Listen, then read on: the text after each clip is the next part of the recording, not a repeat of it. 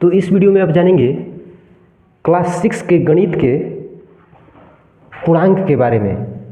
यह NCERT के अध्याय 6 में दिया हुआ है और बिहार बुक के अध्याय 4 में दिया हुआ है। तो पूर्णांकों के जानने से पहले आप पहले से परिचित है प्राकृतिक संख्याएं और पूर्ण संख्याओं के बारे में, नेचुरल नंबर्स और होल नंबर्स। तो आप जानते हैं कि प्राकृतिक संख्याएं 1 से शुरू होकर अनंत तक जाती है और जब शून्य का आविष्कार हुआ तो प्राकृतिक संख्याओं के पहले यदि शून्य लगा दिए तो यह बन जाता है पूर्ण संख्याएं। लेकिन क्या ज़रूरत पड़ी कि एक और संख्या हमें पूर्णांकों को बनाने की आवश्यकता पड़ गई। तो इसको जानने के लिए आते हैं इस पर। जैसे मान लेते हैं ये पृथ्वी का यह तल है, धरती का यह तल है और मान लेते हैं इस कुएं में इतना पानी भरा हुआ है। तो यदि तल के ऊपर की तरफ यदि हम जाएंगे, जैसे मान लेते हैं कि यह मीटर से दर्शाया हुआ है, 1 मीटर 2 मीटर, मान लेते हैं 8 मीटर जाते हैं यहाँ पर, और नीचे की तरफ यहाँ पर 1 से लेकर 6 तक दर्शाया हुआ है, 6 मीटर नीचे की तरफ जाते हैं।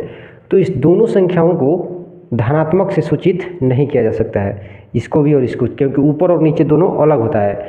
तो ऐसे ही यहाँ पर भी 6 लिखा हुआ है और यहाँ पर भी 6 लिखा हुआ है, तो दोनों को एक ही चिन्हों से नहीं दर्शा सकते हैं। इसलिए नीचे वाले को ऋणात्मक चिन्ह, ये ऋण का चिन्ह है, ऋणात्मक चिन्हों से दर्शाया जाता है और ऊपर धनात्मक चिन्हों से।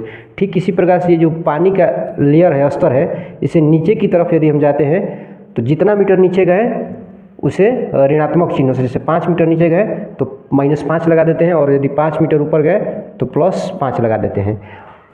एक चीज़ ध्यान देना है कि जो प्राकृतिक संख्या और पूर्ण संख्या में 1 से शुरू होता है संख्या, यह इसमें धनात्मक और ऋणात्मक तो नहीं लगा रहता है। जैसे प्राकृतिक संख्या में 1 2 इस तरीके से शुरू होता है तो यहाँ पर दिखता नहीं है, लेकिन ये सब के सब जो होते हैं यह धनात्मक होते हैं, यहाँ पर सब के सब धनात्मक होते हैं।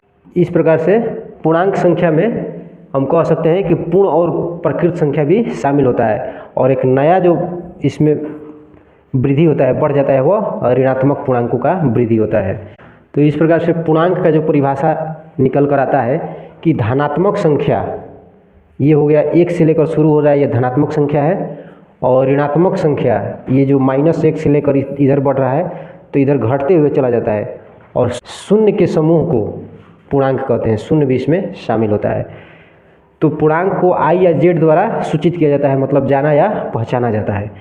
तो यहाँ पर दिया हुआ है Z बराबर, यानी पूर्णांकों का यह समूह को दर्शाता है। यह पूर्णांकों का समूह दिया हुआ है, यह हो गया ऋणात्मक पूर्णांक, यह हो गया धनात्मक पूर्णांक और यह हो गया शून्य। यह भी कह सकते हैं कि पूर्णांक को 3 भागों में बांटा गया है, ऋणात्मक पूर्णांक, धनात्मक पूर्णांक और शून्य। इस डायग्राम के माध्यम से भी हम बता दिए हैं कि पूर्णांकों को 3 भाग में बांटा गया है, ऋणात्मक पूर्णांक, धनात्मक पूर्णांक और शून्य। यहाँ पर और ध्यान देना है कि यदि ऋणात्मक पूर्णांक और शून्य को यदि हम एक साथ लेते हैं, यदि एक साथ लेने की आवश्यकता पड़ जाए जिसमें ऋणात्मक भी शामिल हो और शून्य भी शामिल हो, तब इसको दोनों को मिलाकर किस नाम से पुकारा जाएगा। चूँकि यह ऋणात्मक ये है लेकिन शून्य न तो ऋणात्मक है और न ही धनात्मक है, तो शून्य शामिल किया जाएगा तो अब इसका नाम ऋणात्मक नहीं हो सकता है, क्योंकि शून्य को आप ऋणात्मक नहीं कह सकते हैं। तो क्या कहेंगे, तो यह तो ऋणात्मक है, इसका मतलब कि धनात्मक नहीं है, और शून्य भी धनात्मक नहीं है और ऋणात्मक भी नहीं है। तो इस प्रकार से एक नए नाम का जो उदय होता है उसे कहा जाएगा अधनात्मक। अधनात्मक पूर्णांक कहने का मतलब हुआ कि यह धनात्मक नहीं है। धनात्मक नहीं है इसका मतलब कि सभी ऋणात्मक भी नहीं हो सकता है, केवल यही ऋणात्मक है, यह ऋणात्मक नहीं है। तो इसीलिए नया नाम आ गया है अधनात्मक। तो अधनात्मक में शून्य से लेकर सभी ऋणात्मक संख्याएं शामिल होती है। ठीक इसी प्रकार यदि शून्य और सभी धनात्मक संख्याओं का समूह यदि लेते हैं तो क्या कहा जाएगा, तो 1 से लेकर अनंत तक तो धनात्मक हो जाएगा, लेकिन शून्य धनात्मक नहीं है। तो जब ये धनात्मक है इसका मतलब कि ऋणात्मक नहीं है और शून्य भी ऋणात्मक नहीं है, तो नए नाम जो इसको देंगे अऋणात्मक पूर्णांक। बहुत ही ध्यान देने वाला है, अधनात्मक का मतलब कि उसमें धनात्मक नहीं होना चाहिए और ऋणात्मक का मतलब कि उसमें ऋणात्मक नहीं होना चाहिए, तो शून्य भी हो जाएगा और धनात्मक संख्याएं भी हो जाएंगी। यह 10th क्लास में इसका प्रयोग है, वैसे तो किताब में नहीं दिया हुआ है 6 का, लेकिन जानना बहुत ही ज़रूरी है। अब यहाँ जानेंगे हम, जैसे मान लेते हैं कि यह प्रकृत संख्याओं का समूह है, यह बहुभुज है, और ये जो आयत है यह पूर्ण संख्या। वैसे तो सभी ये बहुभुज ही कहलाएगा, लेकिन एक विशेष प्रकार का यह बहुभुज है जिसके आमने सामने की भुजा बराबर होती है, तो इसे आयत कहा जाता है। यह त्रिभुज है, यह शून्य है, और यह भी बहुभुज है। तो यह वृत्त जो है शून्य को दर्शा रहा है, और त्रिभुज ऋणात्मक संख्या को दर्शा रहा है, और यह बहुभुज पूर्णांक को दर्शा रहा है।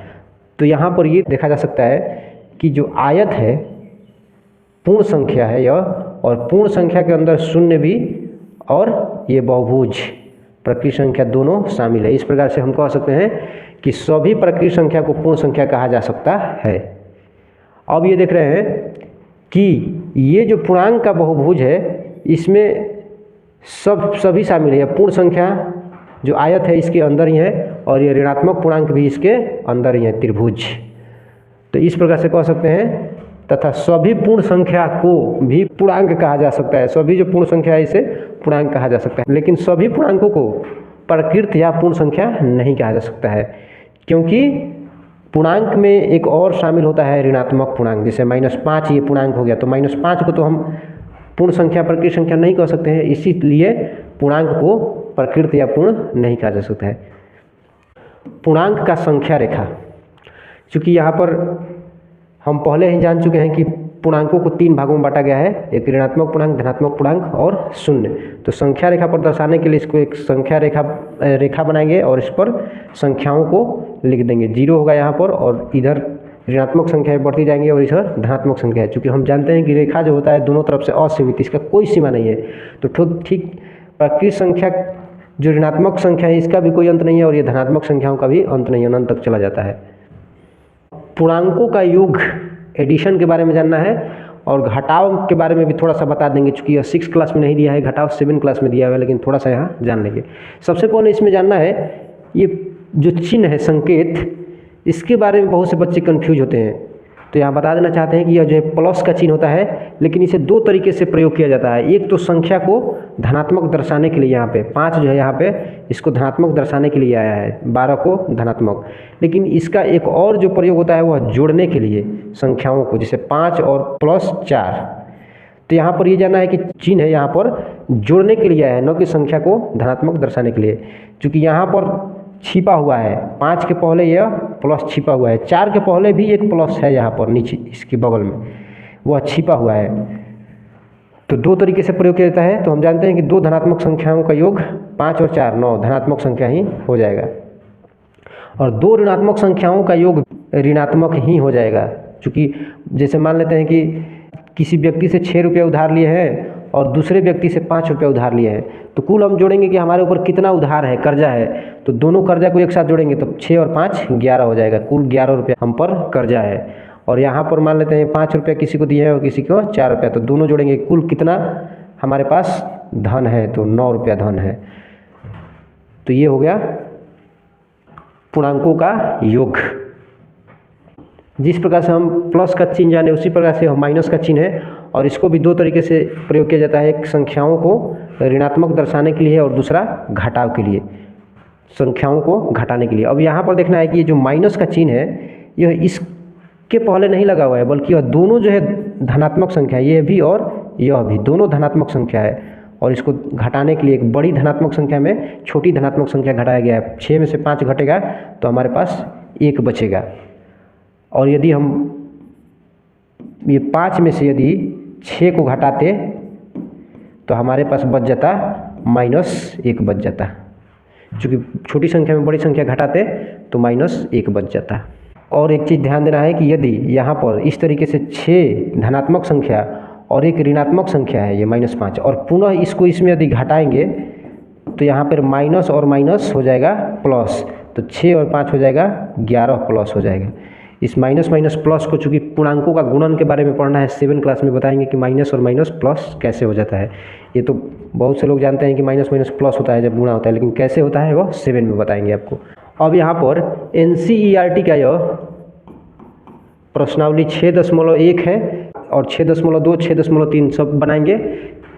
और यह बिहार बुक का प्रश्नावली 4.1 है। दोनों में लगभग एक ही क्वेश्चन दिया हुआ है, मिलता जुलता।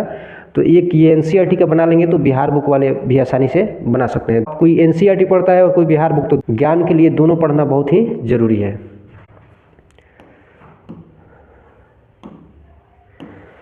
तो क्वेश्चन यहाँ पर दिया हुआ है, पहले इसको बना लेते हैं, उसके बाद इसको बनाएंगे। कुछ चीज़ें तो साथ में ही बना लेंगे। तो पहला क्वेश्चन में दिया है निम्नलिखित के विपरीत अपोजिट लिखना है। जो यहाँ पर वाक्य दिया है इसके अपोजिट कह रहा है कि भार में वृद्धि, तो भार में वृद्धि के उल्टा हो जाएगा भार में कमी, भार में कमी। इसी प्रकार से आप सबको लिख सकते हैं 30 किलोमीटर उत्तर दिशा की ओर, तो उत्तर का विपरीत होता है, उल्टा होता है दक्षिण। 80 मीटर पूर्व, तो पूर्व का उल्टा होता है पश्चिम। 700 रुपये हानि, तो 700 रुपये हानि तो लिख देंगे 700 रुपये लाभ, 700 रुपये लाभ। इसी प्रकार से सबको इसको भी लिख सकते हैं। क्वेश्चन नंबर 2, निम्नलिखित में प्रयुक्त हुई संख्याओं को उचित चिन्ह लगाकर पूर्णांकों के रूप में लिखिए। तो यहाँ भी वही चीज़ें दिया है बिहार बुक में भी, इसमें दूसरा है, उसमें पहला। तो क्या है, एक हवाई जहाज भूमि से 2000 मीटर की ऊंचाई पर है। तो 2000 मीटर हम जानते हैं कि जब भूमि से ऊपर होगा तो धनात्मक और नीचे होगा तो ऋणात्मक। तो 2000 मीटर में यहाँ पर हम लगा देंगे प्लस, धन का चिन्ह। यहाँ पर भी दिया है पारा 0 से 4 डिग्री सेल्सियस नीचे है, यह तापमान का मात्रक है डिग्री सेल्सियस। तो 0 से जब नीचे जाएगा इसका मतलब कि -4 डिग्री सेल्सियस हो जाएगा। नीचे जाएगा तो 4 डिग्री सेल्सियस माइनस हो जाएगा और ऊपर जाएगा तो उसमें प्लस का चिन्ह लगाएंगे। एक हवाई जहाज भूमि से 1500 मीटर, तो यहाँ भी 1500 मीटर में प्लस लगा देंगे। यदि एक कदम पूर्व की दिशा में चली दूरी को +5 से व्यक्त कर रहे हैं तो पश्चिम दिशा में तो -5 से हो जाएगा, ऋणात्मक लगा देंगे। ये दोनों एक ही चीज़ें दिया हुआ है। अब इसमें दिया हुआ है कि बी, एक पनडुब्बी समुद्र तल से 800 मीटर की गहराई पर चल रही है। समुद्र तल से गहराई में गया है, या समुद्र का तल हो गया पानी का, और नीचे पनडुब्बी जाता है, पानी में डूबने वाला जहाज होता है, तो माइनस हो जाएगा 800 मीटर। नीचे जाएगा तो माइनस। खाते में 200 जमा है तो इसमें हो जाएगा प्लस, और खाते से निकालना है तो ये हो जाएगा माइनस। तीसरा नंबर, निम्नलिखित संख्याओं को संख्या रेखा पर निरूपित कीजिए। तो एक संख्या रेखा बना लेंगे। यहाँ भी कह रहा है, इसमें तीसरा है, इसमें दूसरा क्वेश्चन, दोनों एक ही चीज़ है। तो एक संख्या रेखा बना लेंगे बड़ा, और देख लेंगे इसका रेंज कितना तक है। तो इसमें तो -10 तक है और +8 तक है। तो यहाँ पर दोनों संख्याओं के बीच में यहाँ पर ले लेंगे हम 0, और इस तरीके से काट देंगे बराबर बराबर हिस्से में इसको, और लिख देंगे यहाँ पर +1, +2, 3, प्लस नहीं भी लगाएंगे तो ये धनात्मक होता है। 5, 6, 7, 8, 9 और 10। इस तरीके से इधर लिख देंगे -1, -2, माइनस वाले में चिन्ह लगाना पड़ता है, -4, -5, -6, -7, -8, -9, -10, -11 इस तरीके से। अब इसको संख्या रेखा पर दर्शाना है। पहला में कह रहा है कि a +5, तो इसको थोड़ा सा बढ़ा देंगे और लिख देंगे +5। -10, तो यहाँ पर है, इसको बढ़ा देंगे और यहाँ पर लिख देंगे -10। +8, तो इसको +8। ठीक इसी प्रकार से इसको भी आप बना सकते हैं, संख्या रेखा पर दर्शा सकते हैं। चौथा नंबर में दिया है कि संलग्न आकृति में एक ऊर्ध्वाधर संख्या रेखा को दिखाया गया है जो पूर्णांकों को निरूपित करती है। इस रेखा को देखिए और निम्नलिखित बिंदुओं के स्थान ज्ञात कीजिए। यह दिया हुआ है और इसके स्थान ज्ञात करना है। तो क्वेश्चन देखते हैं क्या है। ए में क्वेश्चन कर रहा है कि यदि डी बिंदु पूर्णांक 8 है तो -8 वाला बिंदु कौन सा है। तो यहाँ पर +8 है, तो सबसे पहले 0 को ढूंढेंगे। तो ये हो जाएगा +7, 6, 5, 4, 3, 2, 1, 0। उल्टी गिनती पर आ जाएंगे तो यहाँ पर 0 हो जाएगा। और हमें ढूंढना है -8, तो अब जाएंगे 0 के नीचे होता है माइनस, तो -1। इस तरीके से -2, -3, -4, -5, -6, -7 और -8। यहाँ पर हो जाएगा -8। तो यह पहला का मिल गया उत्तर। दूसरा में क्या g एक ऋणात्मक पूर्णांक है या धनात्मक। तो g यहाँ पर देख रहे हैं 0 से नीचे है तो क्या हो जाएगा, ऋणात्मक हो जाएगा। यह हो जाएगा ऋणात्मक। और तीसरा क्वेश्चन में कह रहा है कि बिंदु b और e के संगत पूर्णांक लिखिए। तो b है यहाँ पर और यहाँ पर है e। तो b का संगत पूर्णांक क्या हो जाएगा, तो इधर 0 से ऊपर जाएंगे, 1, 2, 3, 4 है +4। और ई का है, तो यहाँ पर तो है 8, तो 9 और 10 -10 हो जाएगा। तो बी का जो आंसर हो जाएगा लिख देंगे यहाँ पर बी का +4 और ई का -10। डी में कह रहा है इस संख्या रेखा पर अंकित बिंदुओं में से किसका मान सबसे कम है। तो किसका मान कम है, तो आएंगे यहाँ पर ई का मान सबसे कम है, क्योंकि जो ऋणात्मक जितना ही बड़ा होता है यहाँ पर -10 है, यहाँ पर -10 होगा, तो यह सबसे छोटा मान होगा। सभी बिंदुओं को उनके मानों के घटते हुए क्रम में लिखिए। इसके मानों को घटते हुए क्रम में लिखना है। तो सबसे पहले कौन सा है यहाँ पर 8 के बाद यहाँ पर कौन सा हो जाएगा ये 7, 6, 5। इसके बाद हो जाएगा ये बी वाला 4, ए वाला हो जाएगा 2, इसके बाद ओ वाला हो जाएगा 0, एच वाला हो जाएगा ये -1 -2, ये हो जाएगा -2, तो 3, 4, 5, 6 -6 हो जाएगा। इसके बाद हो जाएगा ये 7 और ये -8, इसके बाद हो जाएगा ये 9, 10 -10। ये अवरोही क्रम घटते क्रम में इसको लिख दिए, घटते क्रम लिख देंगे यहाँ पर, घटते क्रम। अब इसी प्रकार से बिहार बुक में भी यहीं इसको क्षैतिज करके यहाँ पे दिया हुआ है रेखा, और इसमें सेम इसी प्रकार से लिखा हुआ है और ज्ञात करना है, इसी आधार पर आप ज्ञात कर सकते हैं। क्वेश्चन नंबर 5, वर्ष के विशेष दिन के लिए यहाँ पर ये जो दिया हुआ है भारत के अलग अलग शहर का तापमान दिया हुआ है कि कहाँ पर कितना तापमान है। तो सबसे पहला है यहाँ पर सियाचिन ग्लेशियर जो है जम्मू कश्मीर भारत के ऊपर में है एकदम, और यहाँ पर तापमान बहुत कम रहता है, 0 डिग्री सेल्सियस से 10 डिग्री सेल्सियस नीचे, यानी -10 डिग्री सेल्सियस तापमान यहाँ पर दिया हुआ है। नीचे का मतलब कम है, तो यहाँ पर 0 डिग्री सेल्सियस पर ही बर्फ़ जम जाता है, तो -10 डिग्री सेल्सियस पर तो बर्फ़ ही जमा रहेगा। शिमला यह हिमाचल प्रदेश में है, यहाँ 0 डिग्री सेल्सियस से 2 डिग्री सेल्सियस, यह अभी यहाँ भी बर्फ़ जमा रहता है। नीचे दिया हुआ है तो -2 डिग्री सेल्सियस हो गया। और यहाँ अहमदाबाद गुजरात में है, तो यहाँ पर 0 से 30 डिग्री सेल्सियस ऊपर, यानी यह +30 डिग्री सेल्सियस है, तो यहाँ पर थोड़ा थोड़ा गर्मी लगेगा। दिल्ली में दिया है 20 डिग्री सेल्सियस ऊपर 0 से, तो यह +20 डिग्री से ही होगा। और श्रीनगर यह भी जम्मू कश्मीर में है, तो यहाँ पर 5 डिग्री सेल्सियस नीचे, यानी -5 डिग्री सेल्सियस, यहाँ भी बर्फ़ जमा रहेगा। तो इस प्रकार से दिया हुआ है। अब इसके आधार पर ये प्रश्नों को हल करना है। ए में कह रहा है इन स्थानों के तापमानों को पूर्णांकों के रूप में रिक्त स्तंभ में लिखिए। तो पूर्णांकों लिख दिए हम, किस में माइनस और किस में प्लस लगेगा। बी में निम्नलिखित संख्या रेखा डिग्री सेल्सियस में तापमानों को निरूपित करती है। ये जो संख्या रेखा है यह तापमानों को निरूपित कर रहा है, माइनस वाला इधर होगा, प्लस वाला इधर होगा। अब इसके आधार पर यहाँ पे हम उत्तर देना है। उपरोक्त स्थानों के नाम संख्या रेखा पर उनके तापमानों के संगत अंकित कीजिए। तो यहाँ पर दिया हुआ है -10 डिग्री जो था वह सियाचिन का था, सियाचिन लिख देंगे उसको देखकर। इसके बाद -2 डिग्री था, तो यहाँ हो जाएगा -2 डिग्री शिमला। इसके बाद है 30 डिग्री पर अहमदाबाद है, तो लिख लेंगे अहमदाबाद। 20 डिग्री सेल्सियस पर है दिल्ली। इसी प्रकार से देखते कर लिख सकते हैं। सी नंबर में कौन सा स्थान सबसे ठंडा है। तो जिसका तापमान माइनस में सबसे ज़्यादा है, तो -10 डिग्री किसका था, तो सियाचिन का था। इसका हल होगा, उत्तर होगा सियाचिन। उन स्थानों के नाम लिखिए जिनका तापमान 10 डिग्री सेल्सियस से ऊपर है। तो 10 डिग्री में एक था अहमदाबाद और एक था शायद दिल्ली। अहमदाबाद और दिल्ली ये 10 डिग्री से ऊपर है। क्वेश्चन नंबर 6, निम्नलिखित युग्मों में कौन सी संख्या संख्या रेखा पर दूसरी संख्या के दाईं ओर स्थित है। तो दाईं ओर, तो हम जानते हैं कि यह संख्या रेखा जो होता है बीच में होता है 0, इधर 1 2 3 4 5 6 7 8 इस तरीके से होता है, 1 2 3 4 5 6 7, इधर होता है -1 -2 -3 -4 -5 -6। तो कह रहा है कि दाईं ओर, दाईं का मतलब होता है इधर होना चाहिए।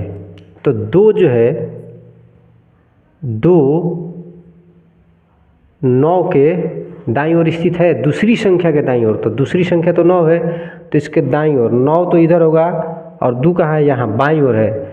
तो यहाँ पर यह जो जोड़ा है, युग्म मतलब जोड़ा, कौन सी युग्म, तो यह स्थित नहीं है, नहीं इसका दे देंगे। यह -3 और 8, तो दूसरी संख्या -8 है, -3 यहाँ पर है, -3 और -8 इधर हो गया, यानी ये जो है -3 पहली संख्या दूसरी संख्या के दाईं ओर स्थित है। इसका लिख देंगे हाँ स्थित है।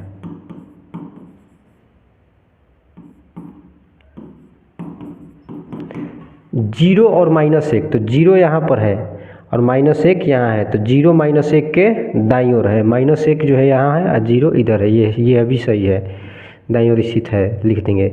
-11 और 10, -11 इधर होगा और 10 जो होगा उधर, तो ये -11 हो जो होगा वह 10 के बाईं ओर हो जाएगा, तो यह अभी नहीं हो जाएगा, यह जोड़ा सही नहीं, दाईं ओर स्थित नहीं है। -6 जो है 6, तो 6 हो जाएगा इधर और -6 इधर, यह अभी -6 के बाईं ओर है, तो यह अभी नहीं होगा।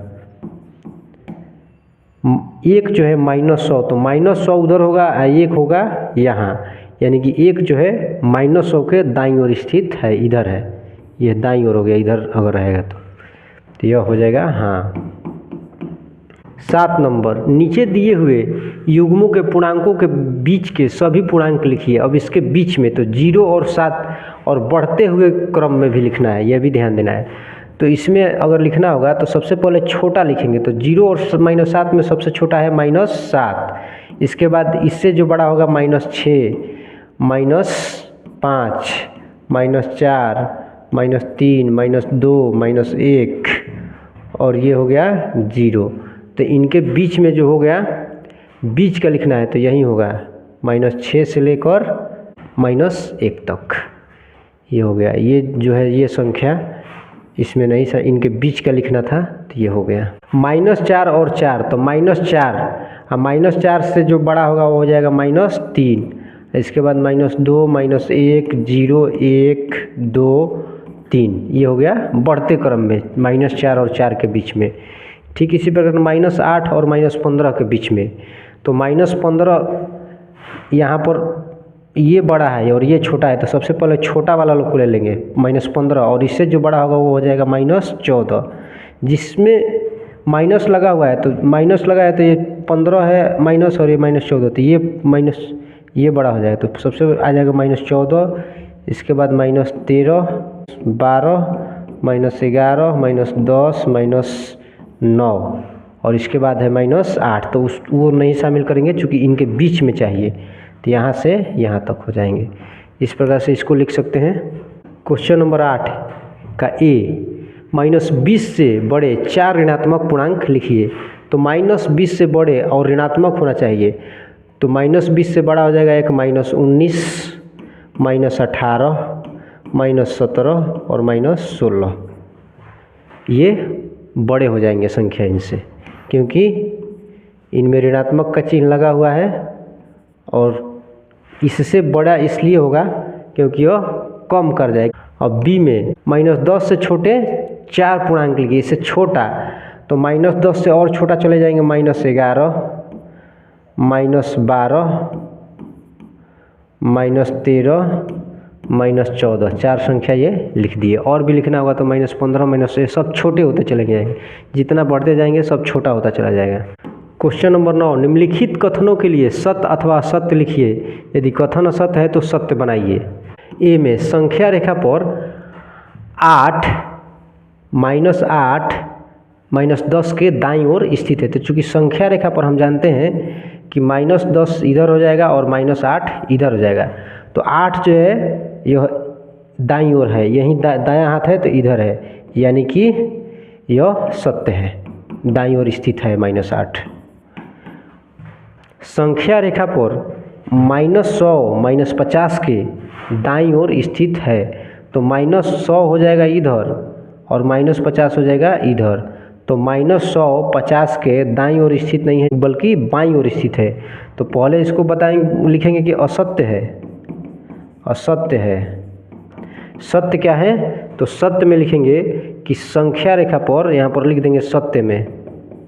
सत्य यदि बनाना होगा तो संख्या रेखा पर -100 -50 के बाईं ओर स्थित है, यह बात लिख देंगे। केवल यहाँ पर दाई की जगह पर बाईं लिख देंगे जब सत्य बनाएंगे। तो सी में सबसे छोटा ऋणात्मक पूर्णांक -1 है, तो यह बात गलत है। सबसे छोटा ऋणात्मक पूर्णांक -1 नहीं है, यह बात असत्य है, क्योंकि ऋणात्मक पूर्णांक -1 से तो शुरू होता है और छोटा होते चला जाता है, -2 -3 -3 इस तरह से अनंत तक चला जाता है। तो सत्य में लिखेंगे कि सबसे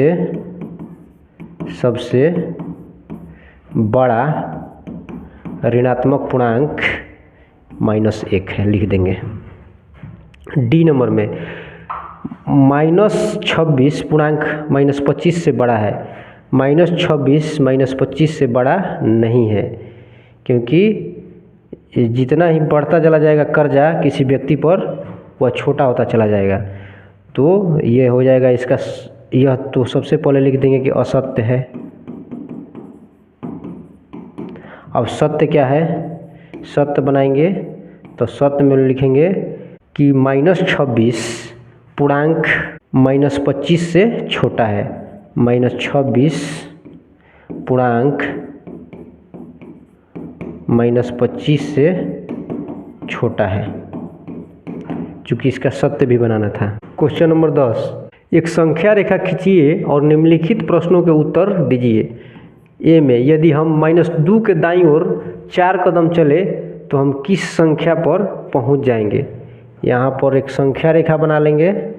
अब क्या कह रहा है कि यदि हम -2 के दाईं ओर 4 कदम चले तो -2 है यहाँ पर, और इसके दाईं ओर यहाँ से 4 कदम 1 2 3 4, तो कहाँ पहुँचेंगे हम?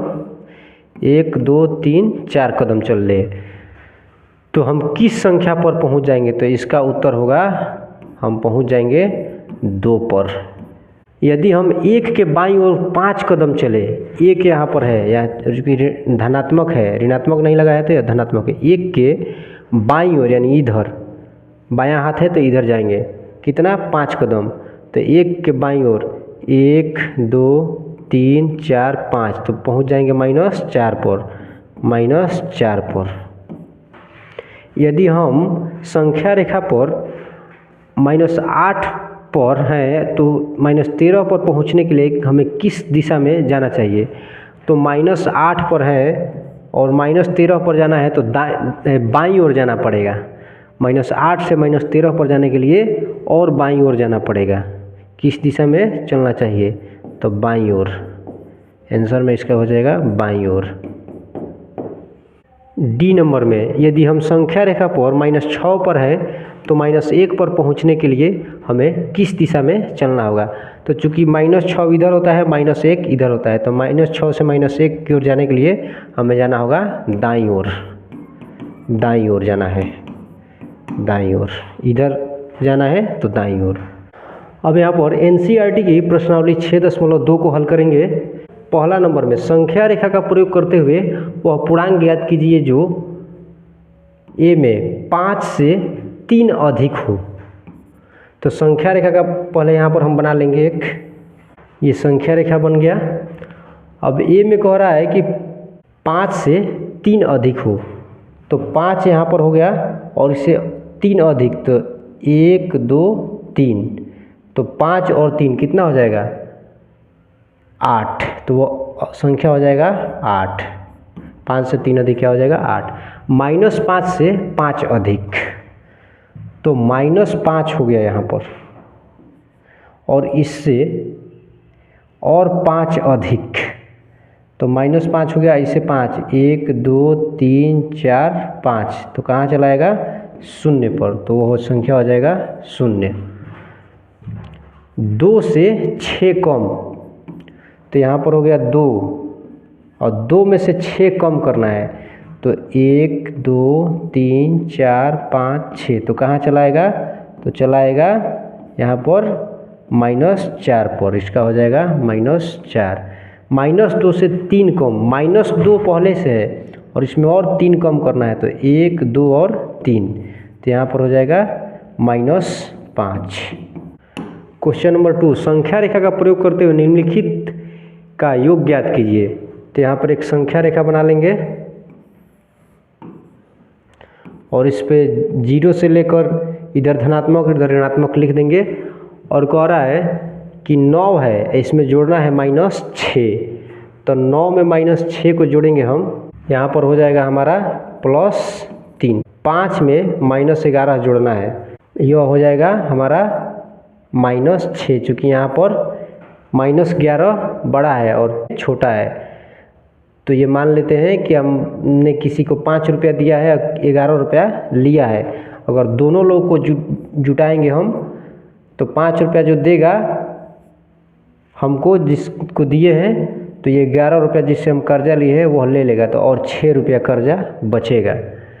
ठीक ही इसी प्रकार से यदि 2 व्यक्ति का हम कर्जा लिए, एक का 1 रुपया एक का 7 रुपया, अगर दोनों व्यक्ति जुटेंगे, दोनों कर्जा को एक साथ जोड़ेंगे तो -1 और -7 दोनों हो जाए मिलकर हो जाएगा -8। यह संख्या रेखा पर भी ज्ञात कर सकते हैं।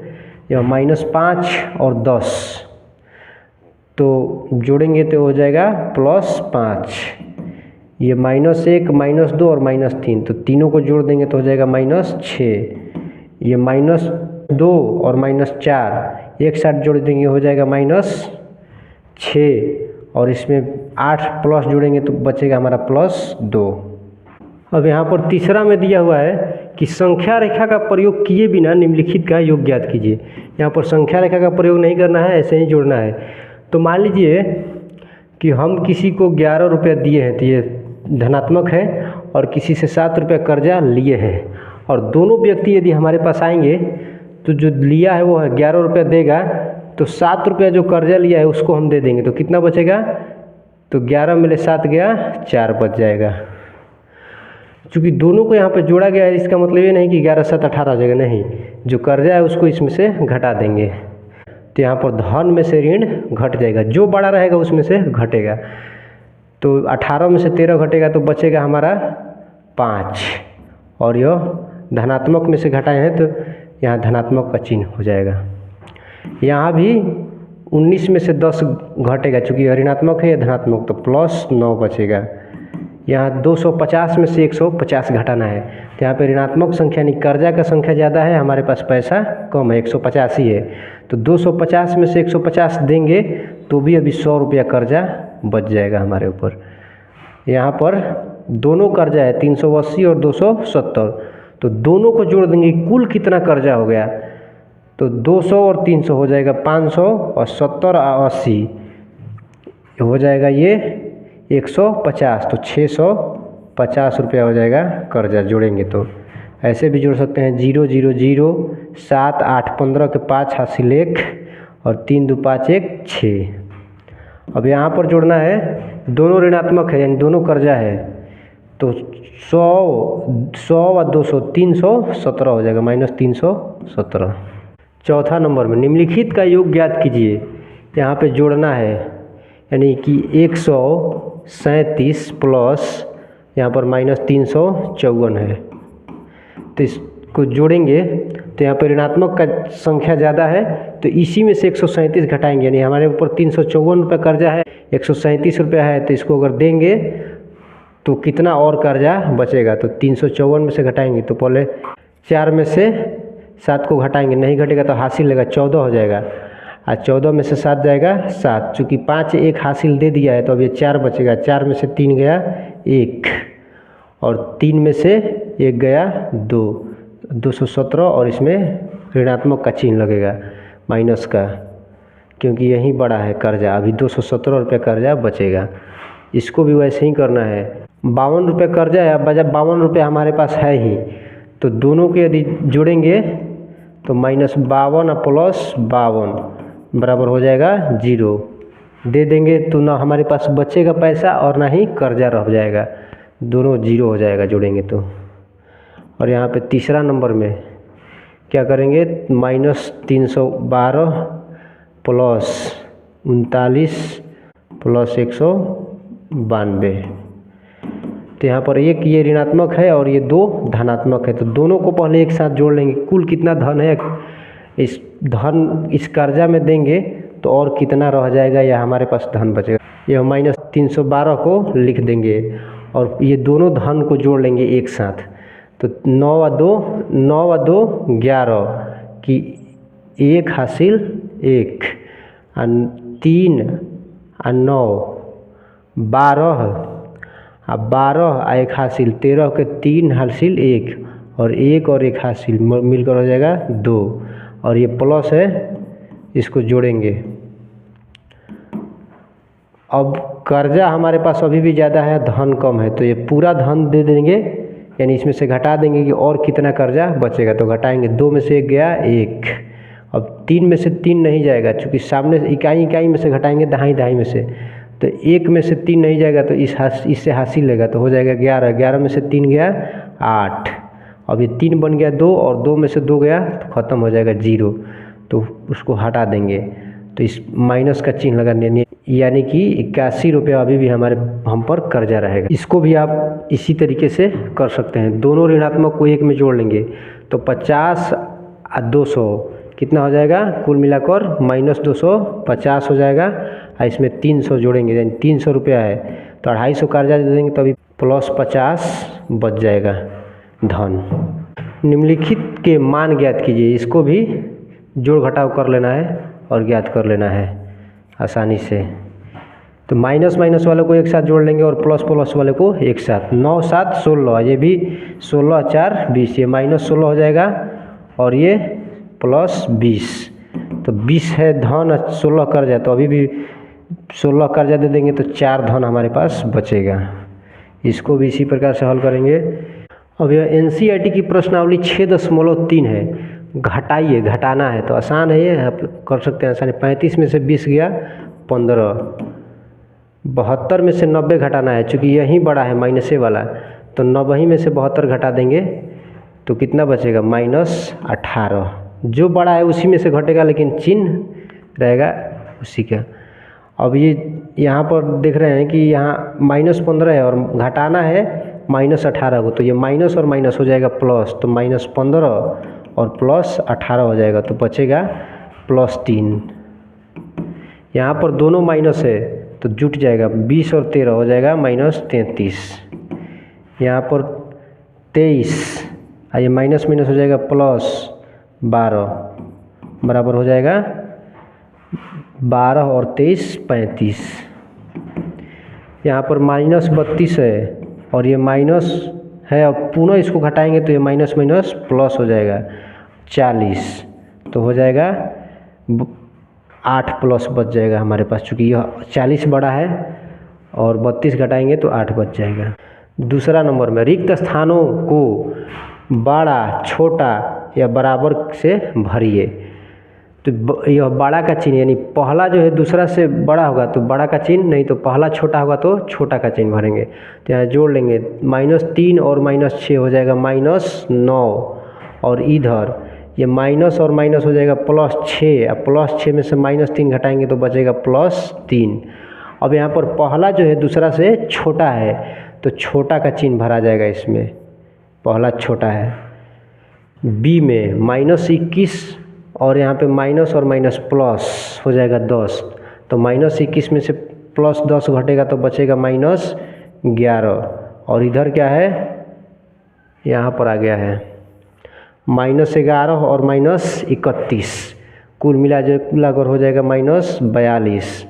तो कौन बड़ा हो जाएगा, 11 बड़ा हो जाएगा -42 से, तो इसमें बड़ा का चिन्ह भराएगा, पहला बड़ा है। सी में 45 में से घटाना है -11 को, तो माइनस वाले को पुनः घटाएंगे तो प्लस हो जाएगा, 45 और 11 हो जाएगा 56, और इधर देखते हैं क्या, 57 में से 4 घटेगा तो हो जाएगा 53।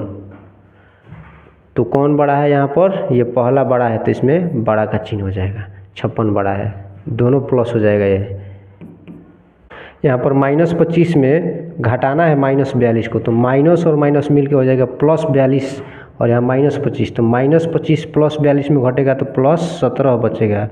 और इधर दिया है कि -42 में घटाना है -25 को, तो यहाँ पर +25 हो जाएगा माइनस माइनस, और 42 माइनस है तो -17 बचेगा इधर। तो कौन बड़ा है? तो ये बड़ा है पहला, तो बड़ा का चिन्ह हो जाएगा इसमें। तीसरा नंबर में रिक्त स्थानों को भरिए।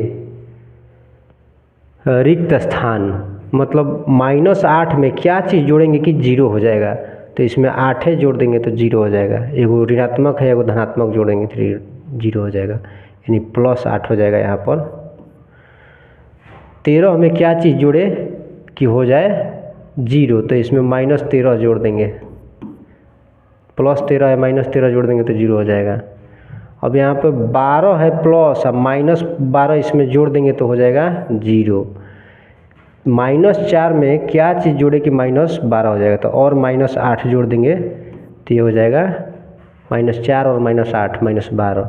ई में यहाँ पर कौन सी संख्या में 15 घटाएंगे कि -10 आ जाएगा, तो यहाँ पर हमको +5 ले लेंगे और 15 इसमें से घटा देंगे तो +5 15 में से घटेगा तो -10 बचेगा। क्वेश्चन नंबर 4, निम्नलिखित के मान ज्ञात कीजिए। तो यहाँ पे मान ज्ञात करना है, बराबर में -7 और 8 हो जाएगा -15, दोनों ऋणात्मक है तो दोनों को जोड़ देंगे, और फिर घटाना है कि ऋणात्मक, तो ये माइनस और माइनस हो जाएगा प्लस, कोष्टक में है तो +25, तो ये हो जाएगा -15 और +25। तो यहाँ पर 25 में से 15 घटेगा तो 10 आ जाएगा प्लस में। इसका -13 और 32 प्लस है और ये दोनों माइनस, तो माइनस वालों को सबको एक साथ जोड़ लेंगे। -13 और 8 हो जाएगा 21 और 1 22, -22 और प्लस हो जाएगा ये 32, तो 32 में से 22 घटेगा तो यह भी +10 बचेगा। इसको यह भी माइनस है, यह भी माइनस है, यह भी माइनस, तीनों माइनस जोड़ देंगे, 8 7 15 और 90 105 माइनस हो जाएगा। यह प्लस है और इसमें घटाएंगे -40 को, तो यह भी प्लस हो जाएगा, तो 50 और 40 90, और फिर यह घटाएंगे -2 तो यह भी प्लस हो जाएगा, 92 हो जाएगा प्लस।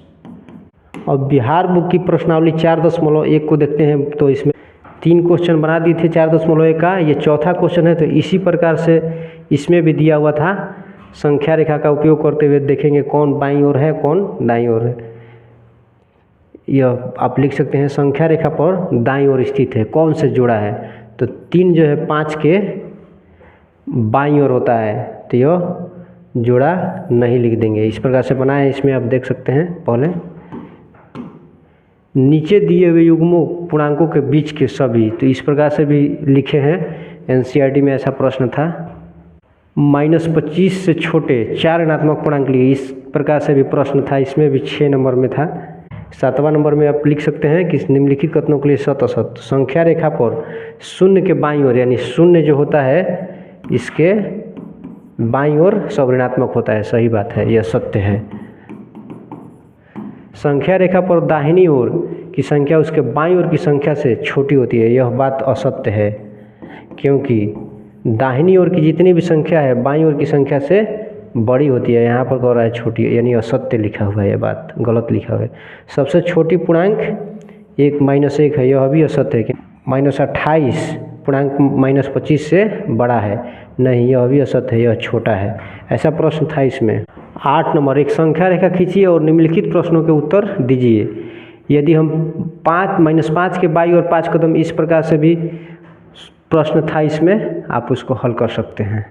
क्वेश्चन नंबर 9, पानी के जमाव बिंदु को 0 डिग्री सेल्सियस से दर्शाया जाता है। हम पहले ही बताए हैं कि 0 डिग्री सेल्सियस पर पानी जम जाता है। यदि माउंट आबू का तापमान जमाव बिंदु से 2 डिग्री सेल्सियस कम है तो उसे हम -2 डिग्री सेल्सियस लिखेंगे, -2 डिग्री सेल्सियस। यदि कम है तो जमाव 0 होता है, तो कम है तो -2 डिग्री सेल्सियस लिखते हैं। अब इसका उत्तर देना है कि सर्दियों में यदि कश्मीर का तापमान जमाव बिंदु से 7 डिग्री सेल्सियस कम हो तो उसे कैसे लिखेंगे, तो जमाव से यानी 0 से 7 कम है तो -7 डिग्री सेल्सियस। बी में प्रत्येक युग्म के कम तापमान पर गोला लगाइए। तो यह कम तापमान 20 डिग्री सेल्सियस है, इस जोड़े में 2 दिया है, इसमें ये कम है, इसमें 0 डिग्री सेल्सियस या -4 डिग्री, तो यह कम है, माइनस वाला कम होता है। इसमें -3 डिग्री सेल्सियस और -1 डिग्री सेल्सियस, तो इसमें छोटा है, -3 वाला बहुत ज़्यादा ठंडा होता है, कम होता है। -8 और -12 होती है, -12 छोटा है, इसमें गोला लगा देना है। अब प्रश्नावली 4.2 बिहार बुक का है ये। संख्या रेखा का प्रयोग करते हुए वह पूर्णांक ज्ञात कीजिए जो 5 से 3 अधिक है। तो इस प्रकार से प्रश्न था, एनसीईआरटी में भी बता दिए हैं पहले, उसी के आधार पर आप बना सकते हैं। संख्या रेखा का प्रयोग करते हुए निम्नलिखित का योग ज्ञात कीजिए, ये भी बता दिए हैं योग एनसीईआरटी में, उसके आधार पर आप इसको बना सकते हैं।